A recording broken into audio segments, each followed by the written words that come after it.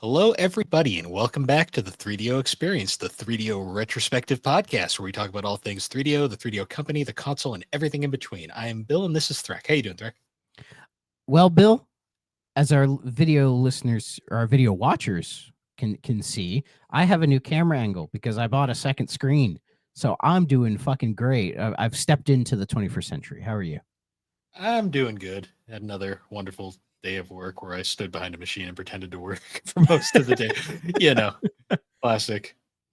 See, at work this week, I've actually been busy. Like both days, Monday and Tuesday, I've just been busy like the entire day, which is great.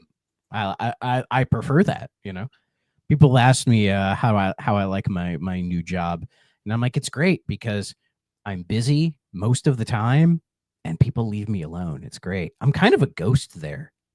Like I just show up, I sit down at my desk and do stuff. Barely like barely anybody talks to me outside of just like a quick good morning or whatever. And I go on my breaks and I leave and everything. It's fucking awesome. I love it. I absolutely love it. Just being ignored socially, but they give me work to do. Like that's what matters to me. Nice. Yeah, Yeah. it's kind of how I'm at my work sometimes. Like, I've been there like over 2 years now, and I'm pretty sure the majority of people there have no fucking idea who I am. Which Yeah. is hilarious. But I think for introverts like you and me, it's kind of nice because then you don't have to like convince people that you're normal. Yeah. I mean, I don't mind having conversation. It's just kind of funny how I can just walk through like parts of the building and like people just won't even question it. Like, who the hell's this guy? Well, it's like I'll leave a little bit early every day, anyways. Though how I do it in like my little time clock, it's always fine, and nobody ever says a word. Hmm, So that's good. yeah. But this week we're covering a Seal of the Pharaoh for the 3DO. Oh, you got a Sure. copy of it. We Nice. sure are. Yep. But before we do that, we're gonna do our little news roundup. Um, so today, when we recorded this, it was Gamescom opening night live. I think this is the first time like they did a big like presentation for Gamescom. Am I correct on that? Or at least this is the first time like Jeff Keighley has like co-opted it and made it part of his thing. I think so. Maybe they kind of all blend together these days. Yeah, because they're all kind of the exact same presentation. Like it's the exact Yeah. same setup. It's always just Keeley standing there, smiling way too hard, trying to be excited about every single game. I mean, he's doing what he's got to do, right? He's a presenter, but I enjoy his passion, but sometimes it's like, buddy. like I can tell he's passionate about games, and I think that's great. And I think what he's trying to do good for the industry, which I applaud him for. But yeah, I don't like his vibe. Some about him just bugs me. I don't know what it Jeff is. is very like hit or miss. Like, I always think like one of his best moments I can think of is like when they brought him on for it is back when like they were like all going against Mass Effect on the fucking mainstream media for whatever reason. Was I this when remember Andromeda came out? no, this was like early. This was Mass Effect 1, like during the whole Mass Effect controversy. I don't remember that. I forget what news. It was probably Fox for all I know, but Oh, it was that one lady who was trying to be like, oh, Mass Effect is like you can like have sex in the game or whatever. yeah, Was my that? favorite. Yeah, and then My Keely's like, it's not bad at all. What are you talking about? well, my favorite Keeley quote is he literally she says her spiel and Keely's like, "So did you even play the game?" Like Oh yeah, and he she's like, basically no. he just shits all over. He's like, "Yeah, none of that shit fucking happens. You just made that up." And that's just like, Yeah, and then apparently she did go and play the game and corrected her mistake. yeah, So good on her. it was so funny. He just like flat. I was like, just like, yeah, I ain't dealing with this bullshit today. Yeah, yeah, I'll give him credit for that. So But that was before he was like really big, though. That was like way back. that's when he was I think it was when he was still working at was he working at Game Trailers? I think so. God, game trailers. That's a blast from the past. I know, but I think that's where I first saw him was there. Hmm. So, but anyways, so yeah, so there's the opening night live, there's the pre-show, and there was the full show. I just grabbed the announcements that I thought were interesting from it. There isn't a huge amount of them, and a lot of them were just like showing off games that we've already seen. So it's like, oh, Outer Worlds 2 trailer. It's like, well, we already know Outer Worlds 2 is coming out. So, But we'll start with the new stuff, and we'll start with the goddamn first thing they showed. Right? I can't believe they're doing this. Bubsy 4D. How do you do, So, fellow kids? We're so, relevant, right? so in the Superpod Network Discord, the game for this month was Bubsy 3D. Right? Yes, Tony picked it, but I did kind of campaign for it, so I take some credit for it. And I was the first one to beat it. Kudos for me. What a nightmare. And I was like, oh, I'll never have to worry about that game again. And then lo and behold, I see fucking this thing, and like I was at work, so I couldn't like do the streamer freak out thing or whatever. But I almost tipped over in the chair because I'm like, are you fucking kidding me? And then I look at the trailer and I'm like, God damn it, it doesn't look half bad. So I don't know what I'm more like, what the fuck about this or the fact that they're giving Bubsy 3D proper controls. Like that still Yes, is blowing because my mind. yeah, because the Bubsy collection, it's coming out September 9th, I think. And depending on the price, I'm gonna buy it day one and then try to get all the achievements. Fuck, I'm gonna have to play Bubsy 3D again. Though it does, but yeah, I need to at least play it to see what those new analog controls are like. I want to see if it I have makes to it. know, does it improve the game? Watching that little like trailer of that, like just watching that for like 2 seconds, like this looks wrong on so many levels. Like it just did not look Yeah. right. It and I just have a bad feeling I'm gonna play it with the analog control and be like, okay, it's actually like playable now. I mean, it's not a great game because the whole game is kind of just. It's not like the controls aren't the only issue with Bubsy, but it is the biggest problem. And It's that if the it reason why controlled it's so fine, frustrating. yes, exactly. So I gotta check it out. But yeah, they're doing Bubsy fucking 4D. You know what my favorite part All the about? quotes in there where it's like the Italian plumber guy, or like, oh, they call me the orange blur, or Atari. I thought they were dead. You know what's really funny? Like the amount of people that have already forgotten that this isn't even the first Bubsy revival. Like, Yeah, there were those two. I like, Those were I'm the like, two. I'm like, guys, we tried this already. It didn't work. Why are we doing this now? Well, it's being made by I forget the name of the company, but they made Demon Turf, which was another like kind of open world 3D platformery thing like Hmm. this.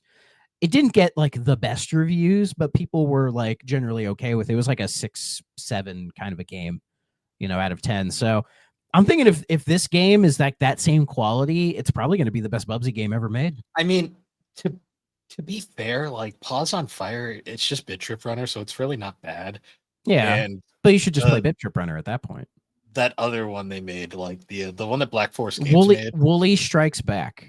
that game is fully functioning and like isn't really objectively bad. It's just boring as shit. Like that's kind of like the Wait, problem. who made that one? Black Forest Games. Oh, those are the guys making that TMNT Last Ronin game. Yep, they made the Gianna Sisters remake. They I think they handled the Destroy All Human Straw. Sports. Yep, that was Like them as well. Yeah, they're a good studio. Like they just like farted that out for some reason. And because UFO Interactive held the rights to Bubsy. yeah, and they brought back the Accolade name, which I'm always like sitting there going like, oh boy. But did Atari buy UFO, or just does Atari own Bubsy now?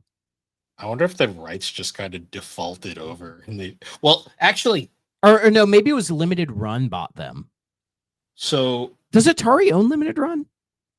so actually, this is actually a little interesting. Infogrames bought Accolade. Oh, And and Infogrames is now Infogrames, Atari. sorry.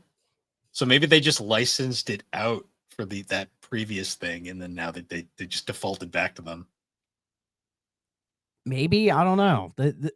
We need to get to the bottom of this. Who owns Bubsy? I'm just sitting here thinking like, who asked for this? Because it's like, because I don't think anyone asked for the Bubsy collection either. That just happened, and everyone's like, sure.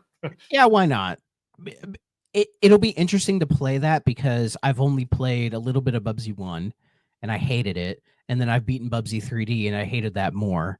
So it'll be interesting to play all of the Bubsy games, even like the Game Boy version of 2, which I've never even considered playing in my life. So and again, it's kind of the same with like Gex and like Toomba and all these kind of like obscure platformers from this era getting their kind of revival right now. Yeah, I jokingly said I think it was to Keith from Main Quest, like all we need now is Bug 3. But I think Sega owns that, so Yeah. I doubt it. But yeah, like this is just weird as fuck. Oh yeah, my favorite quote, I literally wrote it down, was I got one brain cell and it's working overtime. Like they're leaning into the meme, especially where it's like you can unlock the Bubsy 3D skin, like it's like the Mario 64 skin in Odyssey. You know, they're leaning into like the weird cross-eyed thing. Like they're I think Tony said it. They're leaning into like when the Shaq Fu sequel came out. And they were kind of Yeah. leaning into the meme of that as a way to try to make up for the quality of the game. So it's one of those like, is this going to not be a good game? And it's like, well, if it's not, then it's kind of online for Bubsy. But I don't know. Looking at it, it'll probably be fine. See, I just find this one bizarre because it's like this isn't even original. They tried this already and it failed. Like, Yeah. So I'm like, why are they doing it again? maybe because with Atari and Limited Run backing it, it has a bigger audience and a bigger kind of marketing budget. Because Maybe. I didn't even know that Bit Trip Runner Bubsy came out until you brought it up to me, like however long ago now. Like I knew about the original one, the Woolly Strikes Back, but I didn't know about the Pause on Fire. Yeah, Pause on Fire kind of came out of nowhere and like no one played it. Everyone, Yeah. most people shat on it without playing it, which is par for the course with Bubsy. Yeah. I bought it out of They're both on curiosity. they're both on my Steam wish list, so I'll buy them eventually. See, I only bought Pause on Fire because I saw it was the Bit Trip Runner team, and I was vaguely curious, and I bought it. I played it. I'm like, oh, it's just Bit Trip Runner, cool. Yeah. And that was it. It came with a soundtrack CD and everything. I'm Oh, that's cool. like cool, I guess. Yeah. That's a Um, piece of gaming history. You own it.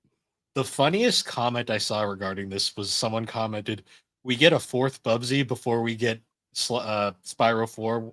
And then it just said, "I hate this timeline," which I then responded, "I'm like, this is like the seventh Bubsy in reality."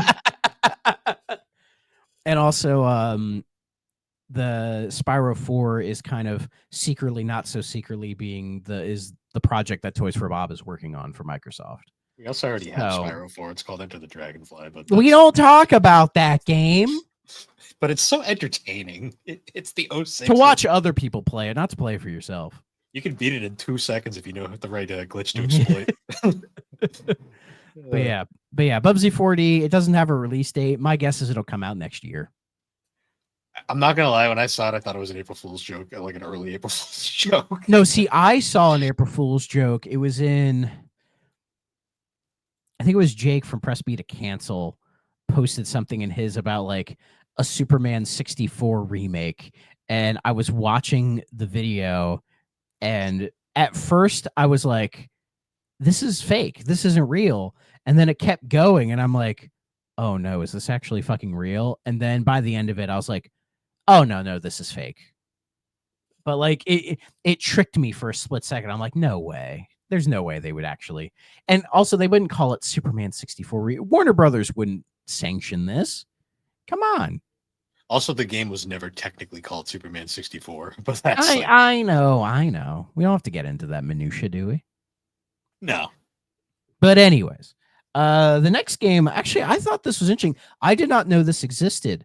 So Night Dive is putting out another thing. I forget if they dated this or not, but it's a remaster of an old game called Outlaws, which was a first-person shooter made by LucasArts back in 1997, and it has, you know, like an Old West theme. It's very much in the style of like Doom or Quake. I did not know this was a thing. I had never heard of this game before. It looks really cool. Like it has like a cartoony kind of art style to it. Looks very reminiscent of like, you know, Old West kind of like animation that we would watch as like kids or whatever kind of a thing. I It's hate called the fact that I type in Outlaws game and I get fucking Star Wars Outlaws. I've heard that's a good game though. Yeah, I know. It's just one of those where I'm like, well, it's called, if you want the full title, it's called Outlaws plus Handful of Missions. So oh, okay. I've seen this game before. I've never seen it, but it looks really cool though. This game reminds me a lot of how they, you know, how that era you just always have these like different FPSs. Like it kind of reminds me of like some of those weird build engine FPSs that weren't Duke Nukem. Yeah. I know exactly what you mean. Like there was that other one that wasn't Blood, because Blood was the one that everyone liked. It was like the Redneck Rampage or something. Or maybe I'm thinking of a different game, but I think there Maybe. was. Well, what's interesting is the classic version. It is on Steam, and you can buy it for $6. But the remaster, it comes out in April, or not April, November of this year. Why the fuck did I say April? And yeah, I'm probably gonna pay. I mean, Night Dive. Yeah, I've been talking about Heretic and Hexen a little bit, and that's a good version. Night Dive have just been killing it with the remasters lately. So whatever game they choose to remaster, I'm like, I'm in. I want to. Oh I want yeah, to yeah. play it. It is Redneck Rampage. Yeah. Good to know. God, that's a game. Yeah, but yeah, Outlaws, it's great. I'm looking forward to it. Speaking of a game, oh boy, this is a brand new game. It's a Japanese. I don't know how to pronounce this, but I'm going to try my best. Densha Attack. I wrote down 3D platformer where you're a train car. So it's like, yeah, you're like a train car, but like there's a point where it's like you jump on like a Ferris wheel and you control the Ferris wheel, and it looks like it's very hectic and chaotic, right? It gives me like a Jet Set Radio vibe in the art style and the presentation of it. Yeah, I got It looked really fucking cool though. It looks interesting. Yeah. Yeah, basically everyone's commenting that it looks like Jet Set.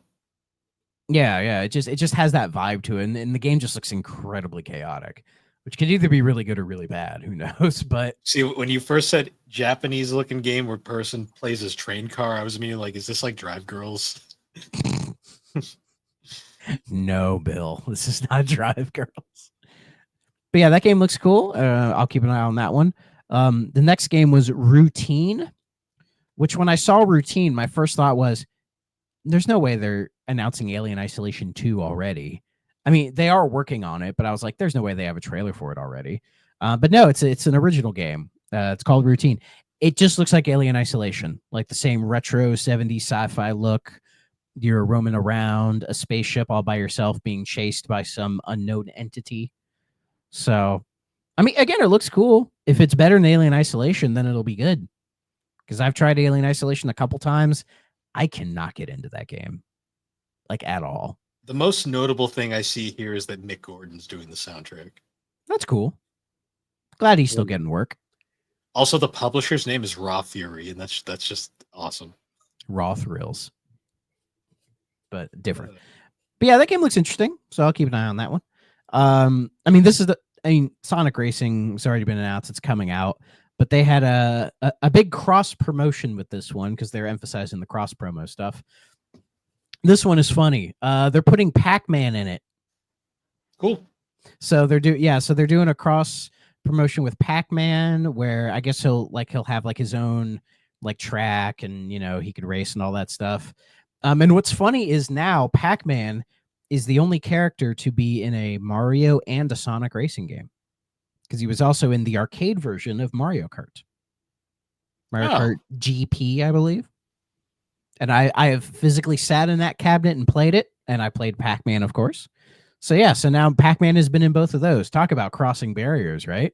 And then to sort of counter promote it, there is a Sonic DLC for the upcoming Pac-Man World 2 repack, where it looks like they're adding in, it looks like Sonic Generations Green Hill as like a bonus level, but playing that in like the Pac-Man World 2 style, which looks really interesting. And then it ends with the two of them like high five and be like, yeah, we're totally cool, man. So, and I'm like, that's sure. Why not? Why the fuck not? Right. I mean, I'm just excited for that racing game because like it looks good. It looks better than Team Sonic Racing. I didn't think Team Sonic Racing was that bad, but it's not a bad game, but it's no Transformed. No.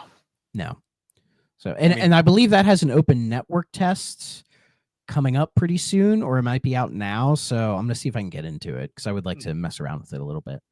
I'm so glad that's crossplay too. That'll be so fun. Oh yeah, we will be racing that game for sure. Oh yeah. I'm bringing this up only because it's kind of fitting for me, and that was they had like the big full reveal trailer for Black Ops 7.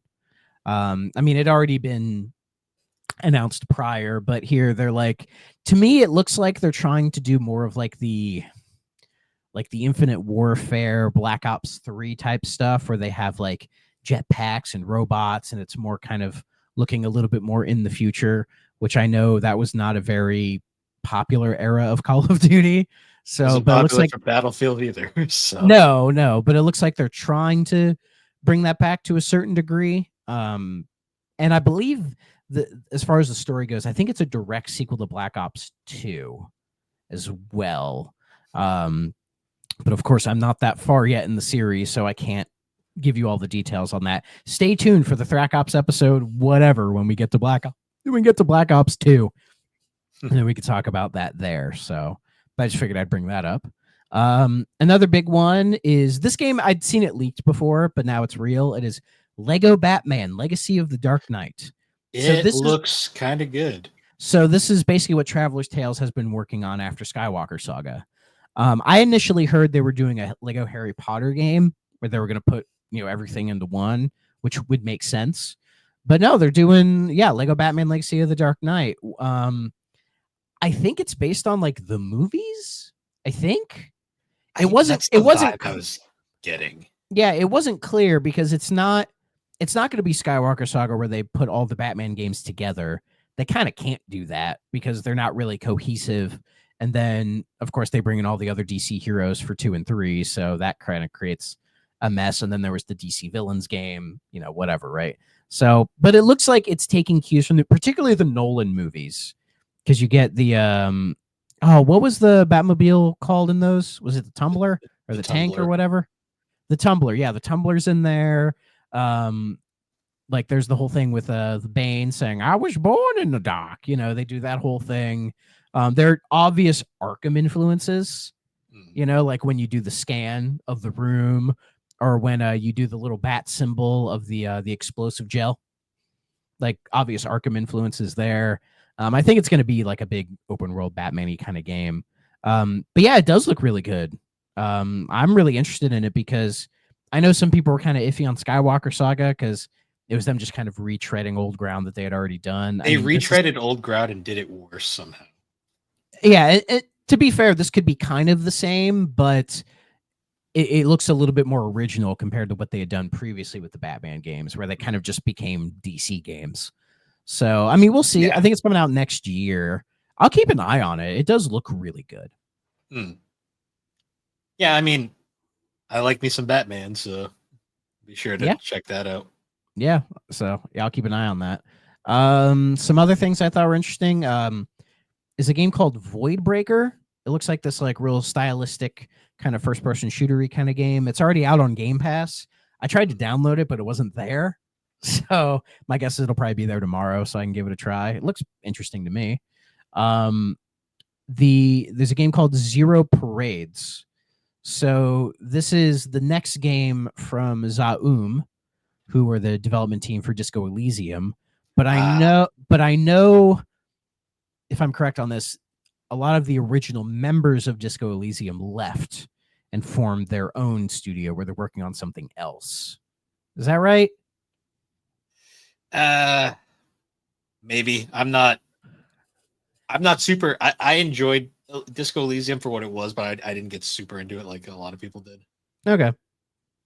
So, but yeah, but I know there was some like turmoil with like the development studio and everything like that. So, I mean, it looks interesting for sure. It's kind of going for like a cyberpunky type of thing. So, it'll just be interesting to see what becomes of that.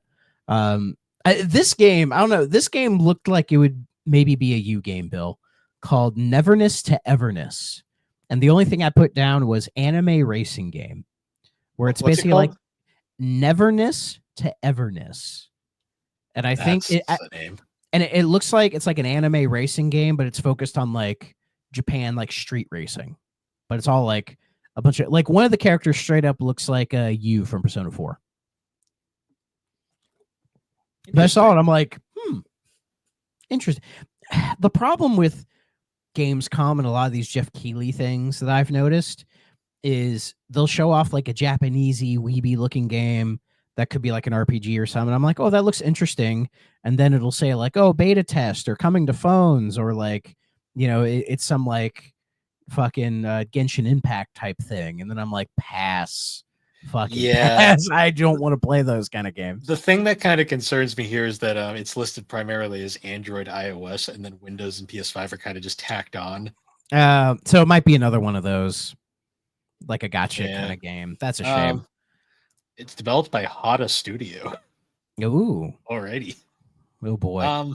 It looks I mean, I like the interesting. idea of like an anime racing game, but like done like a standard console racing game. But It's apparently like more of an action role-playing racing game. oh, fucking course it is. It's the gotcha stuff. Could be interesting. If it's cheap, I'll give it a try. I mean, it combines two things you like. I mean, this is a little bit too anime even for me. I'm not gonna lie. Like, That's saying something for sure. I don't know. I see a little too many cat girls, and that's kind of already too much. I thought you liked the cat girls. Yeah, not really. That's okay. And then the last thing I saw was Black Myth Zongkui. I probably said that wrong. So I guess Black Myth is now a series. So Wukong was the first one, and now Zongkui is the second one. I heard really good things about Wukong. It is now out on Xbox. So I've thought about, like, when it goes on discount, I'll probably buy it and give it a try because it looks interesting. And I beat Liza P, so I can beat a Souls like proper. So I have more confidence in playing them. So that's cool. They're getting another one. Yeah. Yeah. Was there anything from Gamescom that looked interesting that I didn't mention? Not really. That's pretty much all the stuff I saw. Like, it was kind of like it's my whole thing now is kind of like I see games. I'm like, oh, those look cool, and I'm like, I can't afford these right now. Yeah.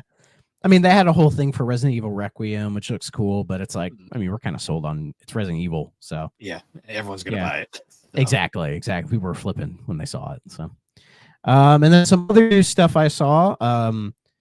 So I think it was today. There was that Kirby Air Riders Direct, where I was like 15, 20 minutes on Kirby Air Riders. Like Sakurai came in and is like, I'm doing Kirby Air Riders because I want to. I didn't watch it, so. It looked cool. I mean, if you like Air Riders, I was always kind of like Air Riders. I was pretty indifferent towards. Yeah. It looks nice. The name still makes me laugh because every time I hear Kirby Air Riders, I think Sonic Free Riders, and I'm like, that's not a good. Ooh, that's not a good comparison. No, that's not a good thing to think of. Yeah, I mean, I've kind of like overplayed my fucking I hate this piece of shit kind of thing, but really, it's just not a game for me. I've tried to play it a bunch of times, played in multiplayer, and it's just not a game I really enjoy. It's not really what I want out of a Kirby game,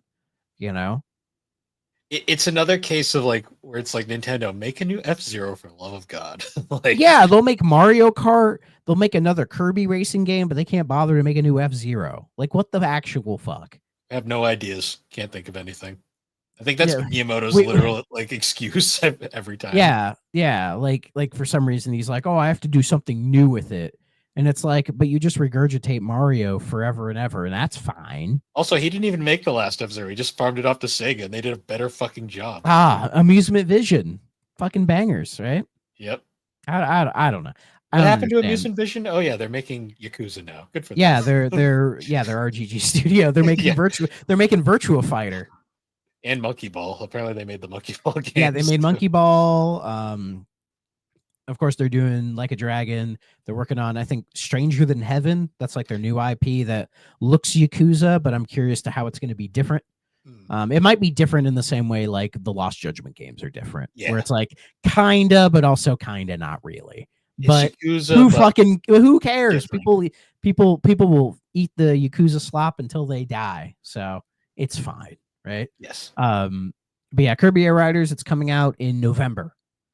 So what's interesting is like the only other Nintendo game slated this year that doesn't have a release date yet is Metroid Prime 4.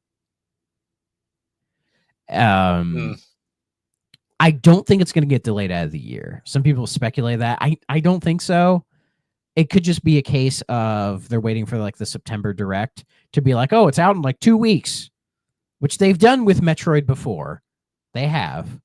So that could, I mean, September would be a nice slot for that game for I wonder sure. if they're holding it off for the holiday season because they know there's going to be a lot of Switch 2s this holiday I season, mean, then it would possibly. have been the November game, wouldn't it? Maybe.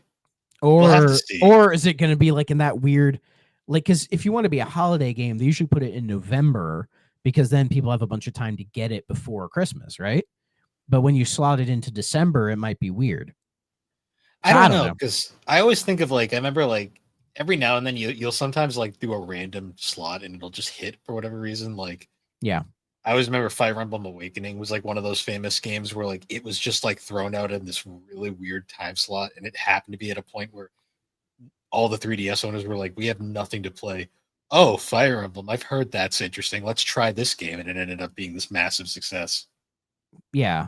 So So, I mean, I think September would be a perfect spot for Prime 4, but I feel like they would probably be smart to announce it before like a major direct type of deal. hmm.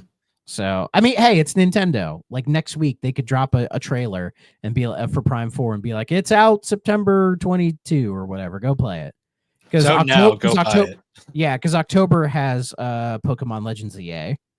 Hmm. So they don't really want to stomp on Pokemon. And then November is Kirby Air. I find it weird Kirby Air Riders is their November holiday thing. Because I really don't think that's going to be a big seller for the holidays. I really don't. But Yeah, who knows? Because I don't know. I feel like a lot of people who like Kirby Air Ride is just because it was like the GameCube Kirby game. yeah. It's like a lot of GameCube games where like people are really nostalgic for them, even though not all of them have aged amazingly. Yeah, I mean, I love the GameCube. I think there's a lot of fantastic games on there, but I think Kirby Air Ride is one of the few that just never hit for me, really. Yeah, I mean that's fair. So, but in any case, there was that. Um, so I don't know if I mentioned this before, but it was Rod Ferguson, who is known for being a big help on like Gears of War and everything. Hmm. He had recently been on Blizzard helping out with Diablo, and he had announced that he was leaving Blizzard to move on to greener pastures. And I guess the greener pastures is he's heading to 2K to head up the Bioshock team because Huh. they're working on Bioshock 4. Reports coming out of that are the game has not been doing very well. Apparently, they were going to do a big remake of 1, but they've scrapped it entirely to focus on a Bioshock 4. They let some of the staff go, and now they're bringing in Rod Ferguson to kind of get it across the finish line. And apparently, he'd helped out with Bioshock Infinite in the past. Hmm. So, if that's anything to go by, it'll play really well. Yeah, I'm trying to remember because there's like so many different like Gears, like Epic people that have gone in different places. Yeah. Um, as long as they don't go the like where like Cliff went and make Radical Heights. Yeah. Well, Cliff seems to be doing fine now. I think he like owns a couple bars and does stand up. So, Oh, does the last thing I remembered was Radical Heights. well, back when I was on Twitter, I used to follow him a bunch, and where I followed him and would check his stuff, and he was like trying to do stand up at his bars or whatever, and I'm like, eh, See, whatever. I just He's having fun. He's not bothering anybody. I read his book. His book is fantastic. I'd recommend anybody check it out because it's really revealing and I really like a humbling kind of a thing. Because he even talks about the failure of Radical Heights and like really goes into detail about like what he got right and what he got wrong and what he would do differently and all that stuff and completely admits to it being a mistake on his part kind of oh a yeah, thing, which I commend him for doing. it makes sense. I just always thought it was weird because the whole reason he left Epic was because he didn't like Fortnite. Even though he may have named Fortnite. Yeah, it's just such a weird thing, and then he immediately makes a Fortnite clone. Well, Radical Heights wasn't a Fortnite clone. Well, it's a battle royale. It was no, it wasn't. It was a arena shooter like Unreal. Was it? I Yeah. remember it being a. I remember it being a. Weird Well, this was when like Overwatch came out and was like a huge maybe. hit, like the hero shooter thing. And Radical Heights was trying to position itself as like an arena shooter, similar to like Quake or Unreal, that Cliff was known for Unreal. And the whole time when he was talking about it, he was like shitting on Overwatch and all this other crap, which was really stupid of him. He was releasing it on PS4 and PC only, which also hurt him because, he was known for making games for the Xbox brand. So avoiding Xbox entirely seemed like a weird move, which he admits to. There was a lot of things that went wrong with Radical Heights. It did get a bit of a cult following, and I think it was like a year or so ago, like a fan server appeared for it, and people were playing it still. So there is some enjoyment, or still some love for that game, but See, I always just remember when it was first announced, there was a hilarious video of uh, Moist Critical playing it, and he was like hovering around a bike while he was riding it. I'm just like, what is he? What is this? Yeah, Cliff talked about being like way in over his head with that. Oh, you could tell it was because it wasn't just making a game; it was running a whole studio, which he had never done before. Oh yeah, because he was at Epic his entire career up to that point. So, it happens to a lot of those developers when they go up on their own. Oh yeah, he is not the only example of that. Our last two pieces of news. One of them is mainly for Bill, and one of them is mainly for me. But these are new game announcements. Well, new. Yeah. Yeah.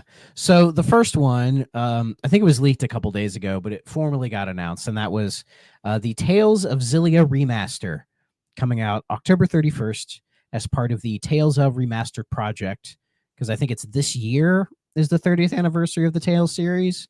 So Namco's like, oh, we're going to do from December of 24 to December of 26. That's like a whole celebration.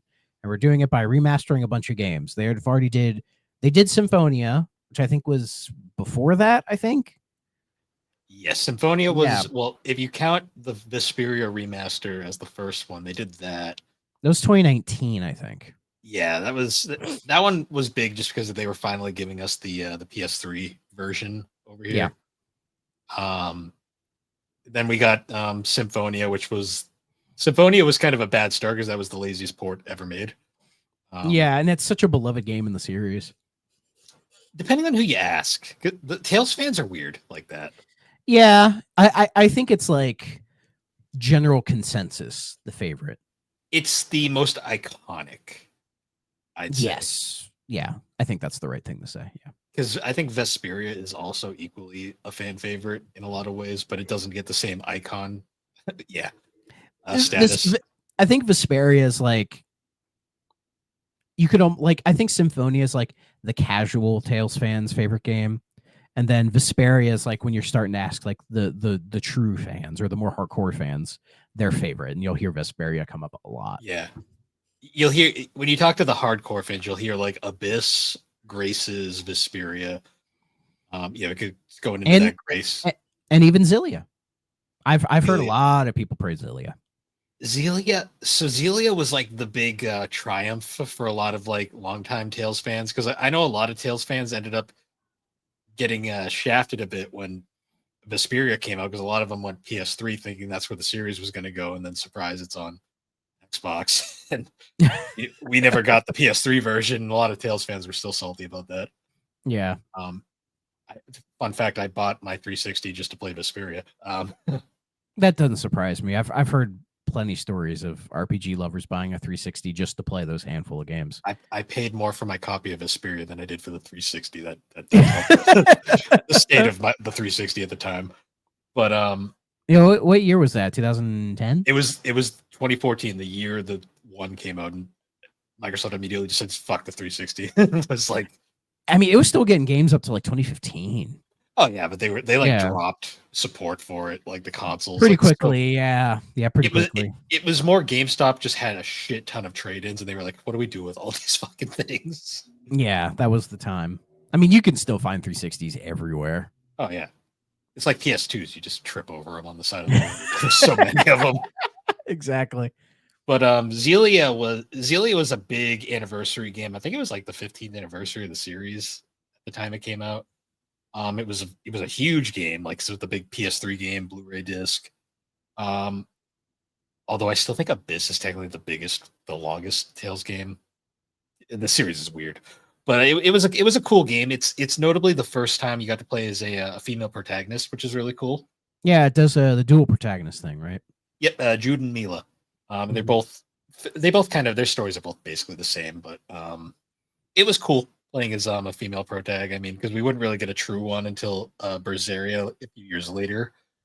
But Zelia just has like Zelia. The reason why Zelia is so beloved is it has one of the best combat systems in the series. Like they took everything that made the previous like Symphonia, Abyss, Vesperia, refined it to the point where like not only is the main character fun to play, but also like every side character is like a joy to play as. Like they made everybody fun, which is something that the series kind of struggles with in the past games to a degree.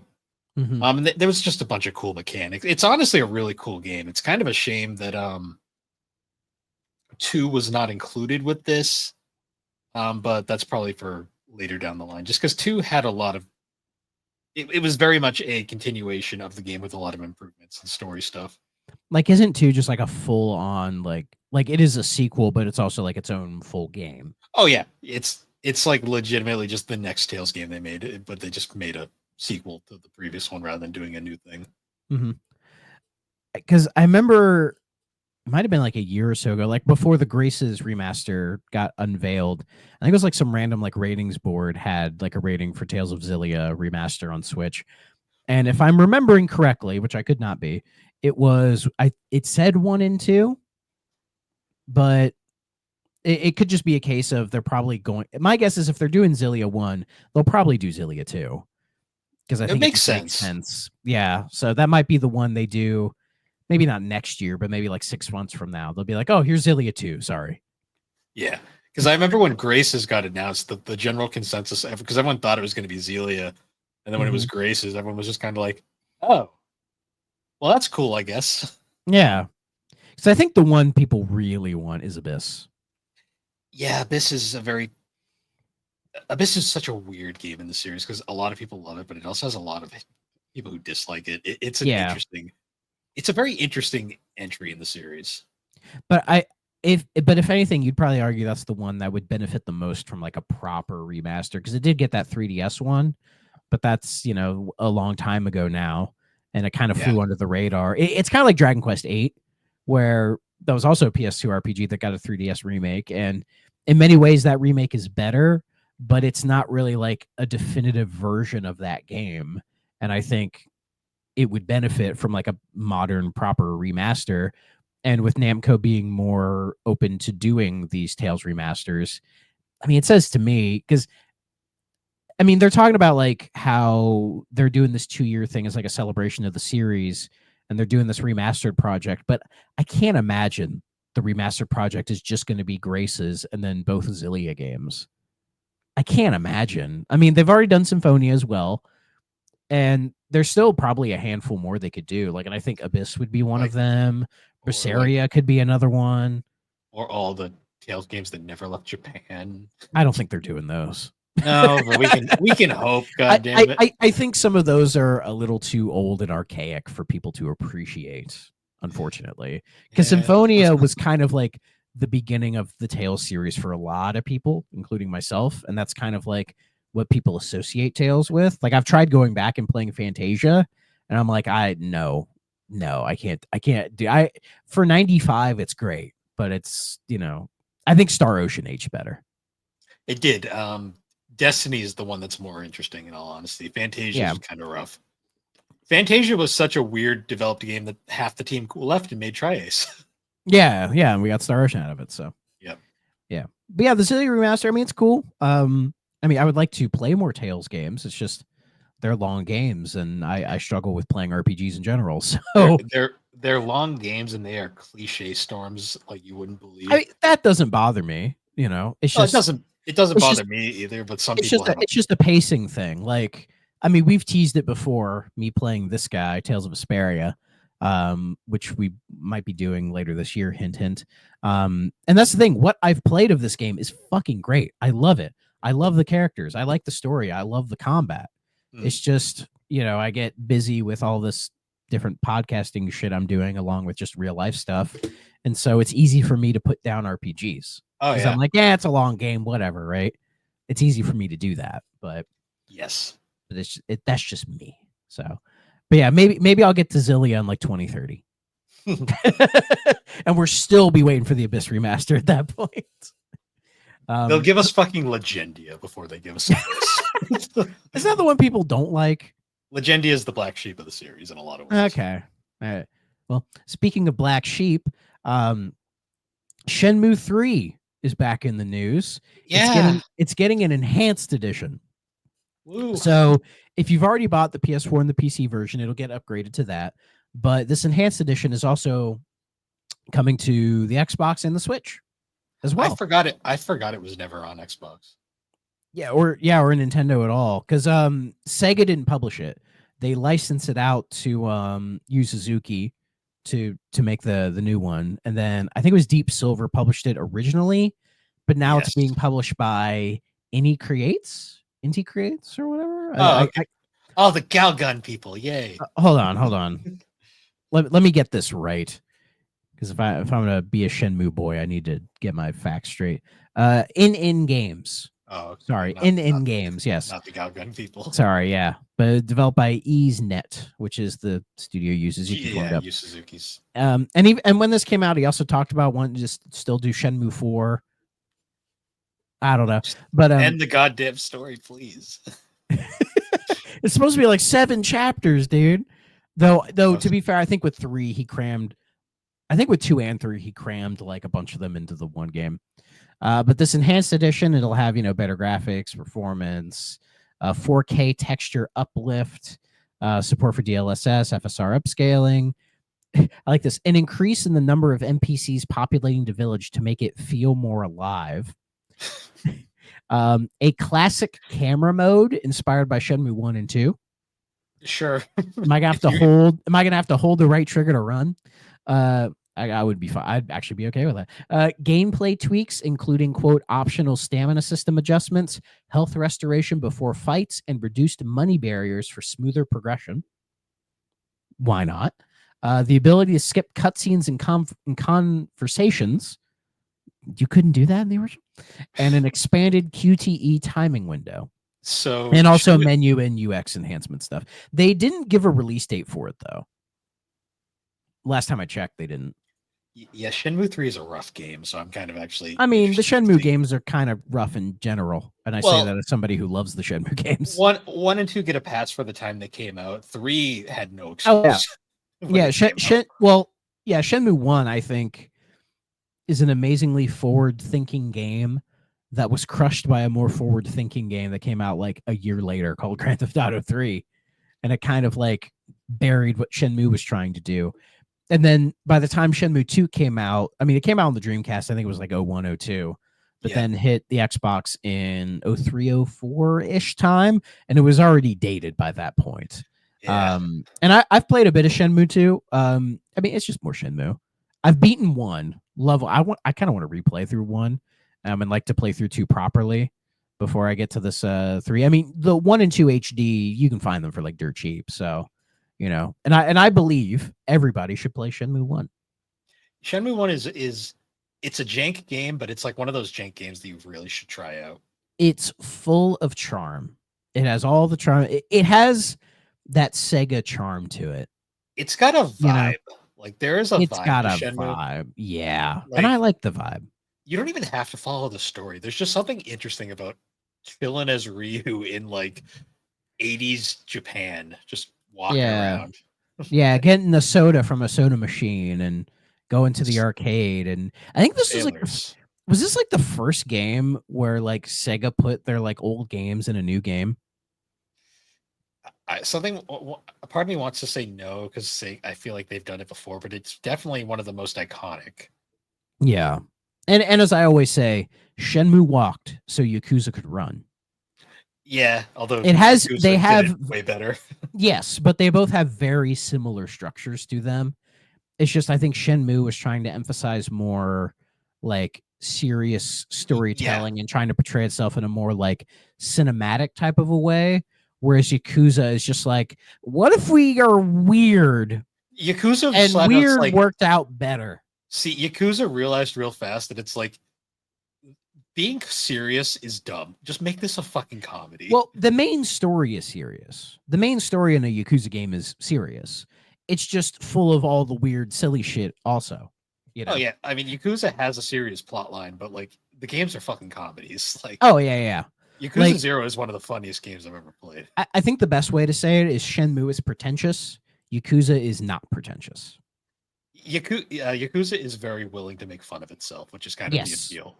exactly. So, and I think that's why it succeeded where Shenmue failed. But also, it took Yakuza a long time to actually become the success that it is now. So, Yeah, it happened. It just Yakuza Zero hit just right, and that kind of yeah, was I'll the still big. play it. I swear to God, I'll play it one day. It is tough because the Well, lack of when I clear out some of the games I'm working on now, I'll boot it up. It's just I'm kind of busy right now with everything. So when I that's get time to play another fun game, I will boot up. In fact, I booted it up out of curiosity to see like when did I play this the first time? My save file was from 2022. I haven't touched it in yeah, 3 years. yeah. Well, because I remember I Honestly, was playing it and it bugged me that it didn't have like an English dub because I'm that guy. But I'm like, okay, whatever. And then I didn't like the combat, and it just felt like the early part of the game is just watching. Okay, I can play. You play for 10 seconds and then you watch for a long time. It was just the beginning pacing I did not like at all. it is a little rough. I will admit that, but Yeah. once you actually get into the swing of it, it is so fucking fun. Yeah, like I think the modern Like a Dragon games do better at getting you into it quicker. They do. But also I think Pirate Yakuza had a bit of that issue as well where it's just like, God, just let me play the goddamn game. Yeah, That's kind of my issue with some Japanese games where it's just too much fucking talking. Like, let me play the game, please. yeah. Because it's good. I know it's good. I just need to get there. So, but anyways, that is all the news for this week. Did we get any new Nintendo music? Not that I saw. I mean, they kind of blew their load with all those games, so they probably just were like, "Hey, we can't be bothered."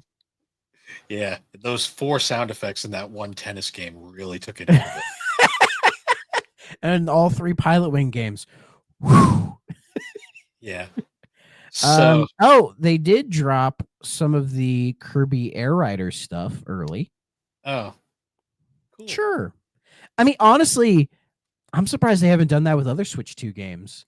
Like when it drops, just drop the fucking soundtrack and the music. I'm still sitting here Like wondering Mario whether. Kart World isn't there. Dragon Drive isn't there. Donkey Kong Bonanza. Like that's easy. Just throw the thing in there. It's like a cross thing. Hmm. Yeah, We'll have get to them in wait and 20 see. years. Yeah, I know, right? There's got to be licensing issues or something they're dealing with a lot They of these own the games. music. What do you mean licensing issues? I don't know. Like, why haven't they Nintendo like? owns everything. They just like being dicks about letting I us view guess. their stuff. That's how they've always been. Hmm. It's how they always will be. People eat it up. But yeah, I guess we should probably get into our game. Oh yeah. Seal Seal. of the Pharaoh. So, fun fact: this is actually one of the first 3DO games I got. What I assume it was a cheap one.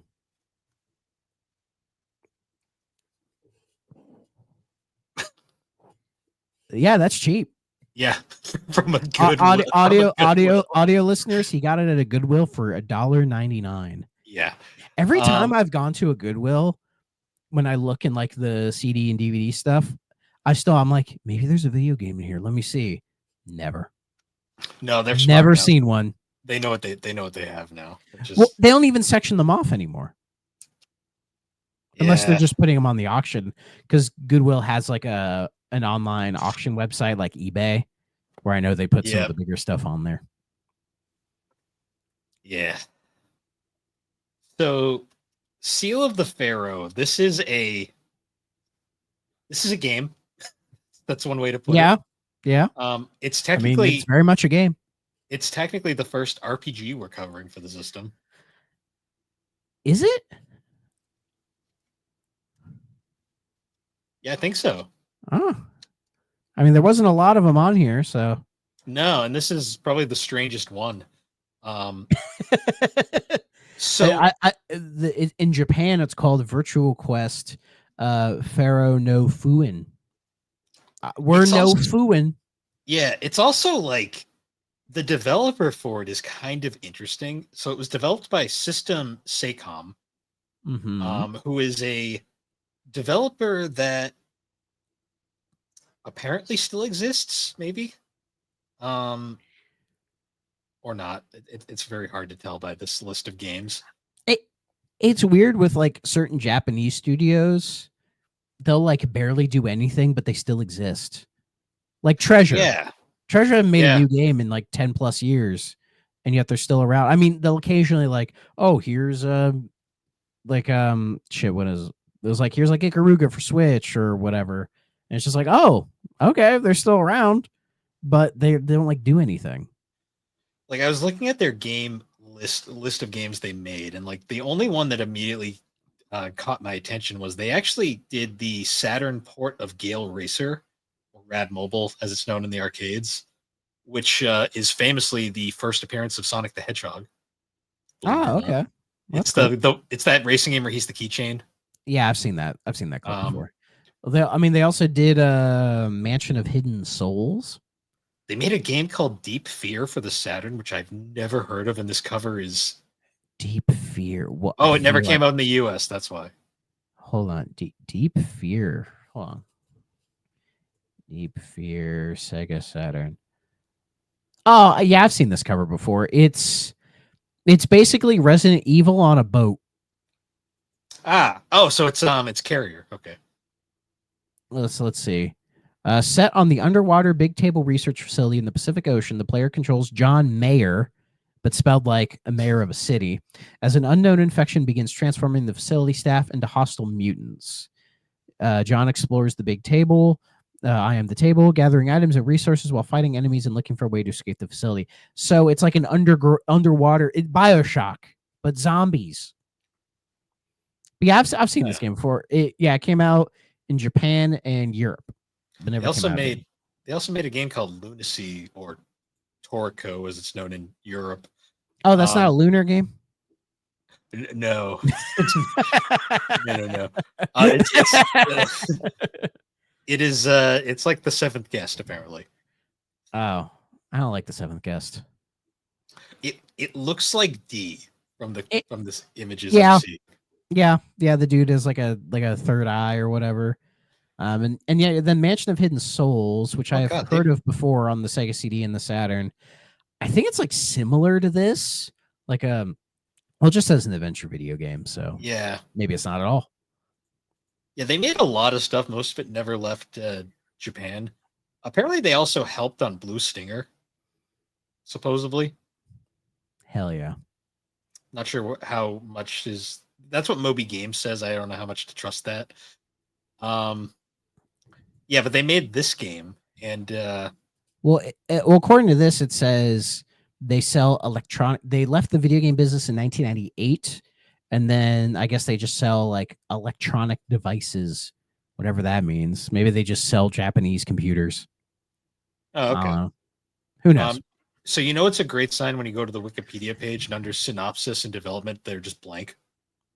This section needs expansion. You can help by adding to it. June 2020. Oh boy. Well, I do have a PDF copy of the manual. I have the manual. Yeah. So let's go. So let's go ahead and read the prologue in the Sure. manual. So we'll set the scene. So Okay. everybody get ready. The Pharaoh is calling me. It was my father who appeared in my dreams. The Pharaoh is calling me. Your father leaves you with these mysterious words in the diary and disappears into the pyramid. Written in the diary were the legends of the cursed Pharaoh, Rasius III. I'm saying that right? Whatever. The evil gods are burned, and the evil spirits shall never rise again. What are the secrets of the pyramid? Meanwhile, there was disaster in this land. The sun was covered by dark clouds, and the trees were drained of all life. Evil from the underworld escaped to plague all mankind. Has someone broken into the pyramid and disturbed the internal peace of the Pharaoh? Where has your father gone? What can be done to stop the evil? This is where your adventure begins. It sure does. And It's an adventure, all right. I have to say, right off the bat, that fucking song. That fucking song. There was one track in this game for the That's not true. well, there's more, but the majority of the first stage, you hear this one track That 3-second loop over and over again. Oh, I muted it and just put on some fucking. I see. I thought it was so weird when I was looking at the controls, and there's a button specifically just to turn the music on and off. I'm like, that's a weird choice. and then you And play then it and I you go, heard the music oh. and went, "Thank God." I Because muted you that can't shit. pause the game, which is Nope. weird, but it kind of makes sense. I Or at muted least- that shit and then put on like fucking like Power Slave, like fucking Maiden and some Dragon Force. You'd be better off just playing Power Slave. To be fair, Yes. I mean, this isn't really like a high intensity kind of a game, though. No, it is.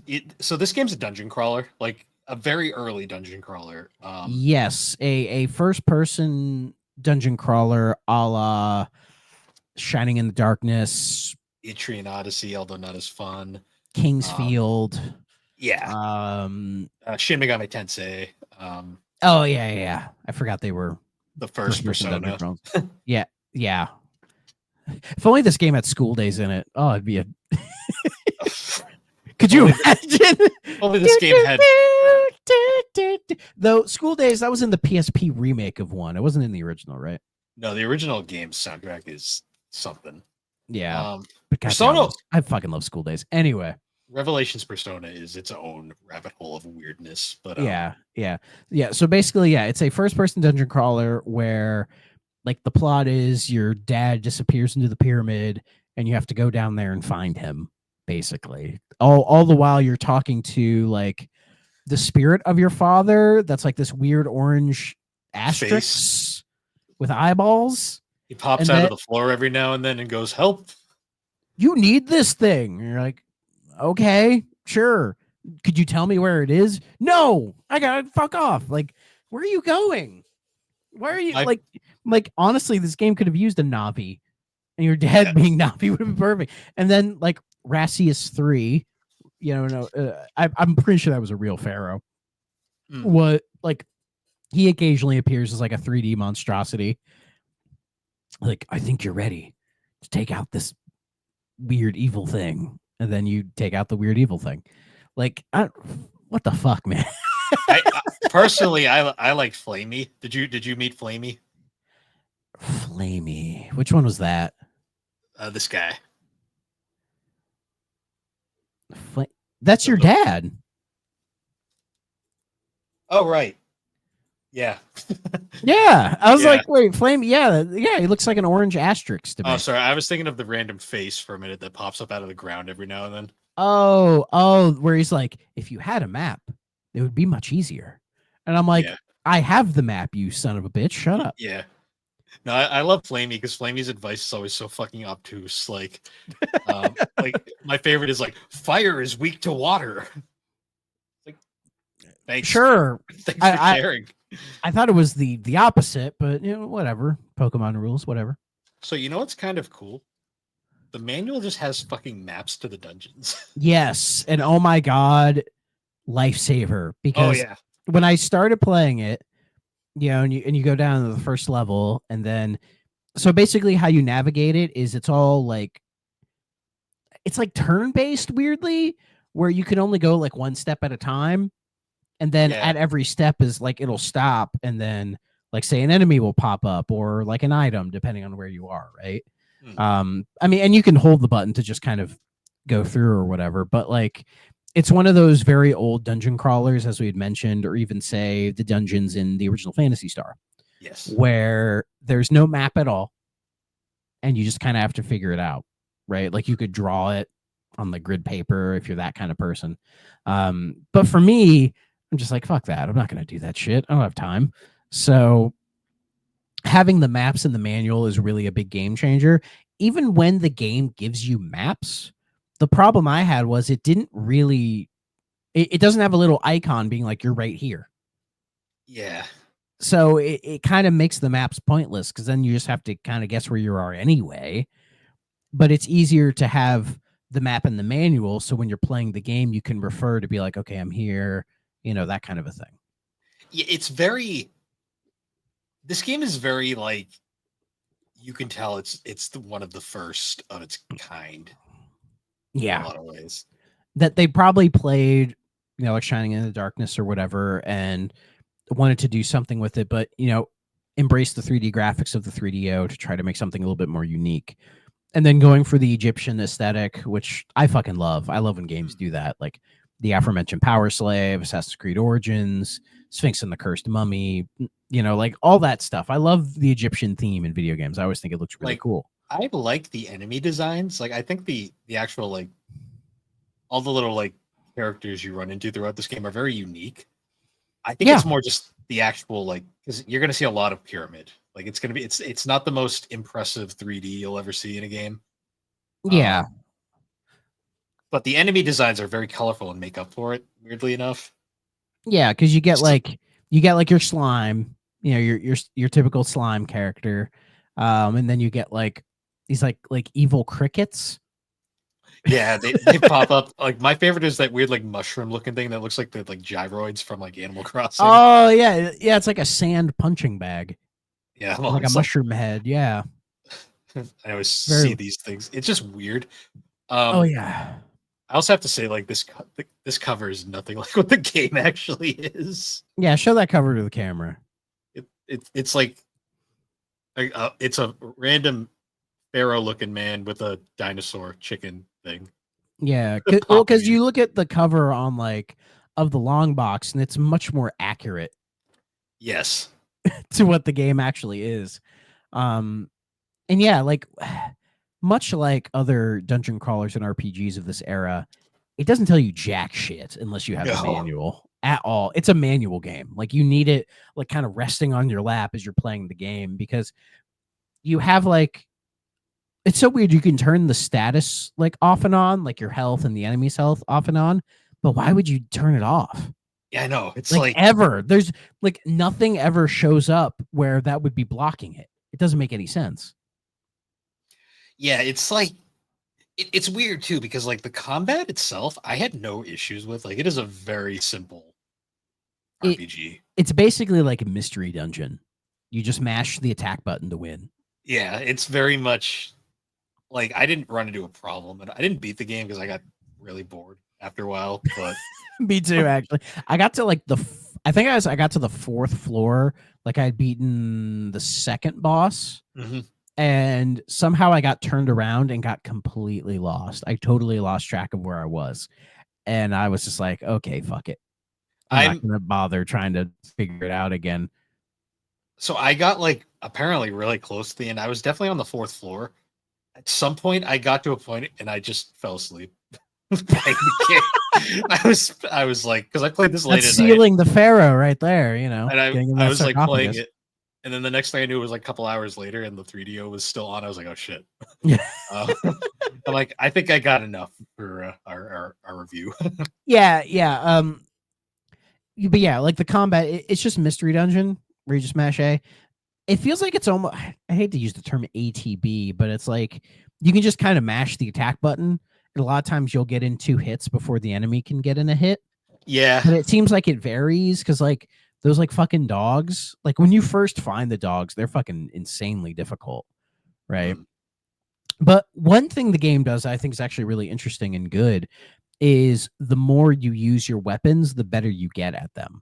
Yeah, it's Final Fantasy. It's like Final Fantasy 2. Yeah, or like Elder Scrolls What a kind of a weird thing. comparison, but yeah.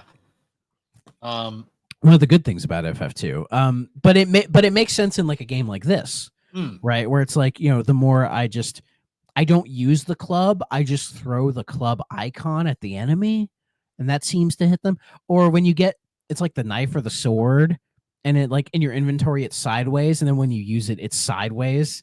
Like yeah. they didn't bother I, flipping it vertically to make it look like you're stabbing. I love janky games like this where it's like they did not give a shit and they just were like, yeah, Yeah, that'll work.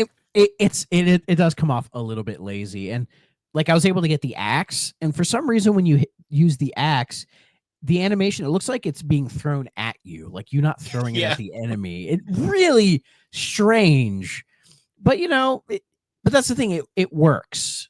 You Yeah, just kind of you roam around this dungeon, you'll find rooms sometimes you'll fight an enemy. There'll be treasure or secret items. And then if you search the rooms in the right way, you can find health upgrade. You can find health, not upgrades. You actually get a fair amount of health at the start of the game, but like, health potions or like holy water, which you can use on certain enemies to just one shot them, which is great. Hmm. And then you like, you figure your way around to get all the right stuff to go to the boss, to go keep going down. You fight the boss, you beat the boss, you get an extra purple on your level up, which I don't know if that necessarily makes you stronger or not. I could not tell. It was more like weaponry just made me stronger, to be honest. Yeah. So, I mean, it's serviceable. Like, I It's wouldn't say it's bad. no, it's not. Like it is like the most okay game I think we've played. Like Yeah. also there's in the manual there is a whole section on how to clean your disc. If you could see, yeah. That's very nice. Thank you. It's like, okay. Apparently you're not supposed Uh, to clean it side to side. You're supposed to go away from the center. yeah. That's how I was always taught, where it's, you hold it like this, you spray a little bit and you just go like that. That's how you're Meanwhile, supposed to do it. meanwhile, everyone at the store is just rubbing it on their fucking shirt. Like, yep, that's right. Or if you go to a retro store, they probably have one of those like resurfacer machines and they just Yeah. put it in there. Yeah, and they're always like, I can't do this with GameCube games because it might destroy the data. And I'm like, okay, good to know, I guess. They're durable. They're fine. I didn't know you could run away from battles. I mean, you don't really need to, because also the game isn't difficult. No, I never actually died. I died a couple times, but that's when it was like, say, like the dog would just beat my ass, or I think it was like the first time I was like fighting one of the bosses or whatever, and I was trying all my different items to try to see if there was an easy way to kill him, and there was, but I just wasn't doing them correctly, and so he just kept hitting me, and I died. The ending is funny because it just cuts to like a cutscene of like a sarcophagus with like a weird face on it that looks like somebody smushed it in from the other side, or like Han Oh, Solo encased in carbonite kind of a face, that's and it fun. slowly opens and it cuts to you like getting put in it, and then it just closing on you, which is That's funny. morbid but funny at the same Yeah, time. yeah, yeah. It's just like this game is just, it's very like fundamental. Like, I think they just thought that the Egyptian aesthetic would carry the whole game as far as like personality and like vibes and everything. When really it's like, no, you kind of need the gameplay to do that. And I mean, the gameplay's fine. It's not like, it's not badly designed or poorly made or ridiculously difficult or anything like that, but it Hmm. doesn't do anything that exciting. Like, the animations aren't really there. The No. enemies get too repetitious. I mean, they're funny to see, like that weird, like as I mentioned before, the dog, like the 3D dog, they'll just bite your face or whatever. Like, it's cool the first time, but after like the 100th dog, it's like, I get it, you it, know. it suffers from what a lot of like not dragon, a lot of dungeon crawlers or roguelikes suffer from, where they just get repetitive as shit. Yeah, and roguelikes now do a better job of playing into the repetition, whereas like this just Mm. doesn't play into it at all. Like, and you'll see things where like that random thing will come down from the ceiling with like the red light, but you have to have the right item for you to go through, otherwise it'll squish you with the spikes. Yep. It has some like kind of puzzly things about it, but at the end of the day, it's just not a super well designed game, No, really. it's like they made a functional game, but then they used all the budget to make it function, and they were like, shit. We don't have time to make it good. It needs to be out. Yeah, because that's why like I think another thing too is like the soundtrack is very, as we It's said. just it's just a 3-second loop, and the further in you go, the music does change. Mm, Like, it's still a 3-second loop. It gets better, yeah, but it's still a 3-second loop that you get sick of really fucking quick. it's like the goddamn dungeon music in Zelda 1, like where it's just like after a while you're just like, yeah. Yeah, yeah, um exactly. So and then the graphics are very repetitive because it's all just pyramid wall. again, I like the ancient Egyptian aesthetic, I but do too. I just wish they did more with it because it just felt very the bland. problem is with like the really not good map system. as you said, like every wall and floor just kind of look the same. And Yeah, if it's like they, very easy to get lost. oh my god, it's so easy to get lost. Like you need more, like maybe more turns or just like have just more shit on the walls, so I can be like, Yeah. okay, like this wall has this thing, so I'm here, and then I need to, like like you need to have those kind of like little guides to help people figure out where they need to go. But also, I think early dungeon crawlers kind of struggle with that as well, so they're not really the only one. Oh yeah, like playing an early like Shin Megami Tensei is rough because it's like, yeah, that's what you can tell. I've heard the tales. So looking at reviews, because there actually are a fair amount of reviews for this game on More reviews than anything on the development of the game. yeah, and oh, are they all over the place? Like Yeah, EG yeah. EGM gave it a 19 out of 40. GameFan gave it 212 out of 300. I What a hate that. what a randomly obtuse review. Game Pro gave it 16 out of 20. That's probably the actually no, there's one that's much nicer. Okay. Hyper gave it 5%. Next Like out of generation, 100%. I'm assuming, yeah. Um, it wasn't hyper enough for them. That's why. Next generation, 2 out of 5 stars. Computer plus video Gyochi gave it 81 out of 100. Video Um, Gyochi. um, Italian. oh, Gyochi. okay. Electronic Entertainment gave it 1 star out of 5. Okay. Ultimate Future Games Yeah. 65%, and Future and Video Game gave it 22 out of 30. So very the, the reviews are all over the place. That's the best way to put it. Yeah. I found the hyper review. For comparison, they reviewed Wicked 18 right next to it, and they gave that a 68. And that's the weakest of the golf games. Yeah. So visuals they gave a 40, sound a 40, gameplay a 10, and then long term, I think They it's probably gave just the they gave replayability. the soundtrack higher than the game. What were these? Okay. Yeah. Yeah, and then long term, which I think is just the like replayability, they gave a 1 to. But overall somehow that goes to a 5. I don't know how the math works on that. I don't It seems skewed. Let's see. Oh dear, in all my days as a freelance games abuser, never have I come across anything quite so dreadful as Seal of the Pharaoh. Sure, I hate a dragon, and the mere mention of Mickey and Minnie's great circus adventure is enough to send me into a depressive fit. But this game, waste of time is far more apt, really takes the cake. It's a role playing game that is so basic, so dull, and just downright stupid that words cannot describe the feeling of utter revulsion I got when I played it. I miss snarky video game reviewers when they actually had Yeah. fun. Why? Well, because we're talking about a 3DO game here, not just a dodgy PC shareware game or a sloppy movie tie-in for the 16 bitters, but a game for the new generation, high-end console nirvana that's supposed to be happening. The competition is supposed to be so tight that no one can afford to put a foot wrong. And here we find Panasonic trying to foist this load of donkey do on us as a new high in adventure gaming. These This are great. review is so this review is terrible, but I love it for how well it's written. Like, 'cause Yeah. he just had fun writing this more than anything. It's so good, man.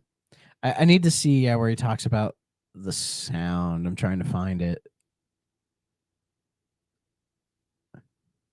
The sound effects and voices are reasonable but unremarkable. And overall, the nicest thing I can say is that as an experience, for this is what 3DO games are meant to be, it is at best bland. Look, I don't want to talk about this game anymore. Just don't even touch this boggy, Oh, bodgy piece of shit. You might catch something. I get it because so I looked into Hyper. Hyper was a Australian gaming magazine that ran from 93 to 2019. Hell yeah. So now I get it why it's so this guy has so much fucking character. Yeah. Let's see. It was written by Russell Hopkinson. I don't know if he's still doing stuff. I googled it and I just see like a musician named that, and I'm like, could it be the same guy? I don't know. He's not listed in like the notable staff, so he might have been like a one-off writer, but I mean, he said he was freelance. Oh, that's probably yeah. So yeah. Yeah, I just love seeing all these reviews from back then. I mean, yeah, I could see it kind of being all over the place because like for a early entry in kind of a new genre, it's one of those games where you're just like, I don't know what to really think of it, you know? Like even as I was playing it, I'm like, there is like little things to talk about, but as far as like the entire package goes, it's just kind of, as they said, average. Like it doesn't really stand out in any sort of unique way. Like it doesn't have like the charm of the Shining series. It doesn't have the intrigue of Kingsfield. It just doesn't have any of that really. It just kind of boils down to just like a boilerplate dungeon crawler, which is a genre of games that I'm not really that big of a fan of in general. Yeah, a dungeon crawler has to be really well made to get to hook me. Um, and I will say, like, I got farther in this one than I expected, but at the same time, uh, this one is going to be hard to must play. Okay, stay away. I think Oh, you think? because I don't want to say it's a stay away because it's not bad, but No, it's it's also not bad at all. but I also don't want to call it okay because You feel like you're giving it too much. okay's being too nice. I guess it's like I guess like a sure why not because like if you find it for $2 like I did, I mean I don't feel ripped off. No, I mean I played it for free on the internet, so I don't feel Yeah, ripped off at all either. and I got a fancy case and everything, so Yeah, yeah, and I don't think Panasonic gives a shit that I emulated it. I don't think I bet if you asked a Panasonic person about this, they'd be like, "What the fuck are you talking about? Oh We yeah, never made a 3DO. Go away." it says your name on there. That's nothing. That's AI. It's like you made that yourself. You It's fake did news. this. Oh man. I mean, I'd give it an okay. Okay. It's okay. It's if you find it for cheap and you're feeling curious for a dungeon crawler that's mindless, sure. If you like dungeon crawlers, you might get something out of it. Yeah, I mean there's worse things on this console to play. Oh, heavens to Betsy. Don't get me started. Yeah. I mean, We hell, played I the- just recently beat Bubsy 3D. I'm like, any game's fucking better than that. Like this is fucking Metroid Prime compared to that. Yeah. Yeah. So it's okay. It I there have been so many times I've played a game for this and I'm like, I fucking hated this. I hate everything about this, right? This wasn't that. It Yeah, doesn't that's the thing. It doesn't even have that much in there to hate. yeah, like thinking of like yeah, because like comparing this to say like another absurd 3DO only game like Cyberdillo, like Cyberdillo is just That's a worse game, but it's more interesting. Yeah, Cyberdillo is so the Cyberdillo's appeal is the fact that it's so like what the fuck random, Yeah. um, OMG rando. but it doesn't function really at all. No, not at all. This functions, but it's kind of boring. So it's yeah, yeah. there are better first person games. I've had meals that were more interesting than this game. Yeah, which is a shame too, because like I kind of when I bought it, I was like, oh, that looks kind of cool. Oh, it's an RPG, and then you play it and you go, no. Not all RPGs are good, Bill. Also, it says a lot about my backlog where I've had this game for since I got my 3DO, and this is the first time I played it. When did you buy that? 10 years ago? I got my 3DO in 2018, so around Six? there. 6, Yeah. 7 years ago? 6-7 years. It's been a backlog game for a while. Yeah, apparently. Yeah. The backlog is a mysterious, wondrous thing. A thing we all hate, but we keep just adding to it because we can't help our fucking selves. Because we like to see, we like to build our little museums, and then we just look at it and be like, and go, oh, isn't that nice? And then we never play it ever. well, you bring your friends over, like, look at this, and they're like, oh, cool. Do you want to play? Like, no, just look. No, fuck you. No No Like how touch. much? Like how much did that game cost you? $300. Oh, we need. Oh, how was it to play? And you're like, play? What do you mean? I just collect these things. How much was that game? $500. How did it play? It was shit.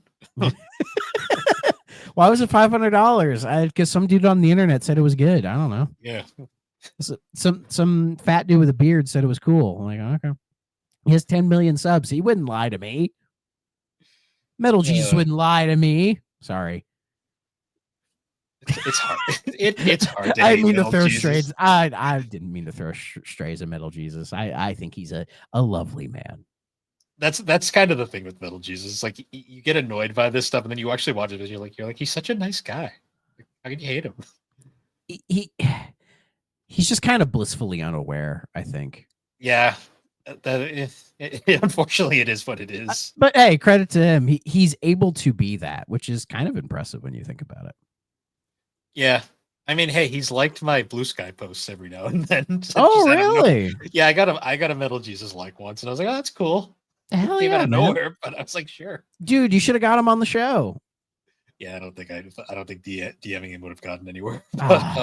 He knows the 3DO though, so we could actually yeah. get somebody on here who does that. That's who we should get. Metal Jesus would be a cool pick for this show. Honestly, Metal Jesus, I just like to talk to him about fucking Sierra games because he used to work at Sierra. Yeah. That's something people joke about with him is that he is always like, "Well, back when I worked at Sierra," it's like we get it, dude. You worked at Sierra. Good for you. I've heard his stories though, when he actually talks about it. It's really interesting. Like, oh yeah. Again, I'm just being a dick. Yeah, Metal Jesus is fine. Yeah, he's no like irate gamer or whatever. Or what's that dude everybody hates now? Because the guy who worked at Blizzard, but he only worked there because his dad worked there. Grums or whatever. No, it's not Grums. God, I haven't heard that name in a while. There's some other dude that everybody got mad at because he was like, it was because of the stop killing games thing happened. And he was like, oh, it's bad. It's gonna ruin everything. And everyone's like, dude, you misunderstood what it was. And then he just kind of doubled down on it. And everyone's like, yeah, kind of fun. Pirate Software, that's his name. Oh yeah, that guy. Yeah. What is with Blizzard employees and making asses of themselves? Like I completely off topic here. I mean, but like, Rod Ferguson seems to be doing okay. Good for him. I always think of the goddamn Diablo Immortal drop though. Well, you guys don't have phones? Like, I'll never forget that. You guys don't have phones? So that was a weird case where I thought both sides looked really dumb. But I was just yeah. Though, I mean, do people still play Diablo Immortals? I assume you can still get that for your phone. Probably. I mean, I heard it was fine. I'm sure it's fine. Yeah. I just remember that one guy who was like, "Is this an ill-timed April Fool's joke?" I'm like, "What a fucking nerd! Like, what a nerd!" Like, I get being annoyed, but like, what a question to ask. Oh, I love those people. They're great. Oh yeah, I love cringy gaming moments. Oh, but God, there's way too many of them to count, huh? So next week, were we doing another Army Men? Next week we are doing the Fatty Bear games. Oh right. Oh good. Mm-hmm. In fact, actually, we have a guest lined up for that, and he actually DM'd me today saying, "Are we still doing that next week?" And I said, "Actually, yes. Good thing you checked with me. So nice. We should still be good for that." So yeah, look forward to that. We're playing our first humongous entertainment game, playing the most obscure humongous entertainment game by far. Yeah, so obscure I had to kind of deep dive for it. In fact, actually, I just bought it on Steam. Same. I may or may not have bought all the humongous games drunk one night. You know, it happens. That's okay. Yeah, they were doing a sale. There are two Fatty Bear games. The second one was a little bit harder to find, but I did find it. The second one's also not really a game. It's more like a mini game thing. So we're just going to cover our bases and talk about both. Okay. But yeah, so look forward to us playing a baby game next week. It makes sense with our guest coming on because they love baby games. Yeah, and we got to make up for the fact that we couldn't get him on a previous episode. So yeah, longtime listeners may know who we're talking about. Yeah, but yeah. So I guess that wraps that up. Before we sign up, though, I want to thank everybody who listened to the most recent 3D out. That was a lot of fun. Thrak did an excellent job editing that. That took a long time to edit. Oh my god. I don't think it I'll ever go that hard again. it came out great. I enjoyed Well, that. the problem was I did it all in like a day. When really, if I was smart and paced it out over a couple days, it would have been fine. So, but yeah, I'm glad it came out as well as it did. Nah, Jelly did a great job. Like that was Oh yeah, amazing. shout out to Jill for being great on that. But I thanks everyone for watching it. It's doing really well right now. Oh, fantastic!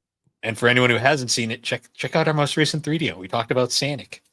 Yeah, Sonic Adventure 1 and 2. So it probably won't be the last time we talk Sonic. So No, not at stay all. tuned for that. But yeah, I guess at this point, once again, guys, thank you for joining us on the 3DO experience. You can find the 3DO experience on all the major podcasting platforms, particularly Apple Podcast and Spotify. And be sure to check us out over on the Superpod Network. That is superpodnetwork.com. Awesome site. Check out all the awesome shows over there. And until next time, real quick, Thrack Ops episode 3 is going to be out this Friday. I'm still working on it, but I'm going to get it out for Friday. If for some reason it doesn't hit Friday, it'll be in the weekend. So it'll vary at the most, it'll be out Sunday. Nice. But I'll try to have it out by Friday. Yep. So I'm still kind of in the process of making it. And the link for that is in the description of the video, like always. And yeah, until next time, guys, thank you for joining us. We will see you all later. Bye-bye.